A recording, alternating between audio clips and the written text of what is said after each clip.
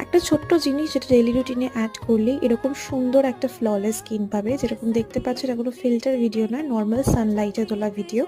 আর আমার স্কিনটা প্রচণ্ড ফ্ললেস লাগছে। সেটা হচ্ছে এই জুসটা। এটা কিন্তু ভীষণ হেলদি একটা জুস, যেটা আমি আমার এভরিডে রুটিনে অ্যাড করেছি। আর সেটা থেকেই কিন্তু আমি একটা সুন্দর রেজাল্টও পেয়েছি। রেসিপি চাইলে আমাকে জানিয়ে আমি নিশ্চয়ই দেবো। তারপরে আমি খেয়ে নিয়েছিলাম স্যান্ডউইচ। সকালবেলা আগে আমি লুচি, পরোটা, চা এই ধরনের খাবার খেতাম।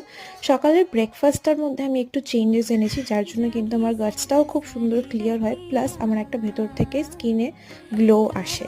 কিছু কিছু টুকটাক জিনিসপত্র চেঞ্জ করলেই কিন্তু যথেষ্ট সুন্দর স্কিন পাওয়া যায়। সেটাও একটু মেনটেন করলেই হবে। আর দুপুরবেলা নর্মাল খাওয়া দাওয়াই খেয়েছি, যেরকম ফ্রাইড রাইস, চিকেন এখানে দেখতে পাচ্ছ, আর একটু স্যালাড।